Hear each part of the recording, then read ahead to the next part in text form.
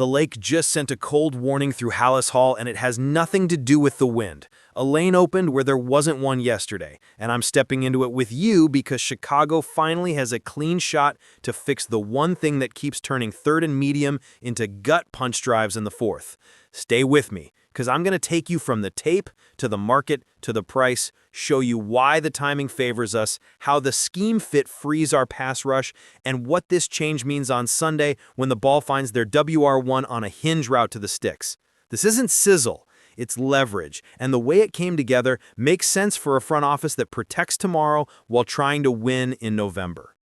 The league cutoff is around the corner, and that clock changes conversations from maybe to what do you want, especially when a talented corner hits turbulence on a roster that's shuffling roles. Our need is obvious without drama. Stabilize the boundary opposite our top corner, keep two high shells intact on early downs, let the rush win honestly with 4, and close games without emptying the pressure bag. I'm not here to tease names for clicks. I'm here to lay out the football. We need long speed to match verticals in man, zone eyes to drive intermediate throws, and ball skills that turn 50-50s into our ball. We also need a corner who plays the run with grown man shoulders because November football in Chicago is a different sport. That profile exists. The price sits in the pocket and the tape backs it up. He's 26, he can carry on the 9, he fits a zone-heavy menu, and across the 2023-2024 window, he stacked 7 interceptions and 15 pass breakups. Not empty calories, real production with eyes on the quarterback and a knack for undercutting deep outs when the top is capped. The recent wrinkle that opened the door was an unexpected healthy scratch in a primetime game that told the league he's not untouchable where he is. You don't bury talent like that without signaling you're listening. That's where Chicago steps in.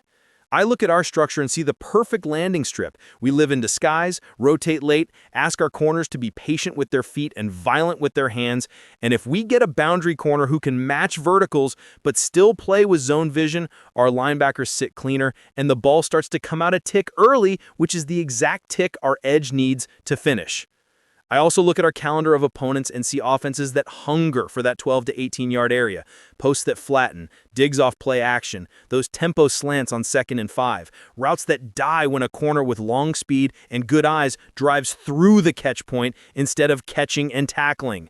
That's why this move matters now and not in March. Contract reality helps. You're not marrying the cap to a big number, and you can set performance protection on the pick so the cost scales with the impact. I'm talking about a deal that lives on day 3 with a light bump if he hits playtime and production thresholds, which keeps our top 4 selections intact and still sends the right message in the locker room. We're serious about finishing tight games. In our room, that lands well. Veterans respect when the building buys force, not fog. On the field, the usage is clean. Early downs, boundary side, outside leverage when we're closing the curl window inside. Eyes disciplined, trigger on the 3-step when the formation tells the truth. Tackle through the thigh board and reset the chains against them. Money downs, press with patient feet when we want to choke the stem. Bail from a disguised too high shell to carry the 9 when they motion to stack. Or sit in quarters and jump the over route when the split cheats. You want a corner who understands route families and doesn't bite on candy. He does. And when the ball goes up, he plays it like a wideout with pads, not a DB reacting late. That's how you get those 7 picks across 2 seasons. It's not luck. It's eyes, angles, and timing. Add that to his willingness to strike in the run fit, and you have a Chicago corner, period. I know the pushback. If he's so good, why is he available? Fit, roles, timing. When a team decides to give different looks and a younger player starts eating snaps, another guy with starter traits becomes a movable piece. That's not a scarlet letter. That's a market. The best front offices pounce when the market says yes. Our staff can onboard him fast because the asks overlap what he already does. Boundary rules, zone eyes, play the pocket at the catch point, finish through contact, don't cheat the run. Translation time is short. This isn't a scheme transplant. It's a language he already speaks. Now, let me make it real with game script. 3rd and 7 on our side of midfield late in the third, 1-score game. We spin late from too high to a match look. Our new boundary corner aligns patient at 5, inside hand ready. Quarterback opens to the deep over, sees the window capped, hitches, and that one hitch lets our edge get under the tackle's outside hand. The ball floats, and that play ends with a tip and a near pick because the route never got to full speed. That's not a highlight that trends for days, but it's how you stack stops that win in the cold. On 2nd and 4, they test the perimeter with a quick RPO glance. He drives through the frame, takes it away, and now it's 3rd and 4 instead of 1st and 10. Tiny edges turn into big wins when the weather gets mean. This is the lane Chicago has earned by being disciplined. You make this move now. You don't wait for a supermarket in the offseason where price tags grow fangs. There's a reason the league chatter put his move odds around 1 and 4. He is good enough to help right away, and the team that has him can afford to listen because they reshuffled their corner room. That combination doesn't last. You either step into it or you watch someone else do it and then pretend you didn't want him.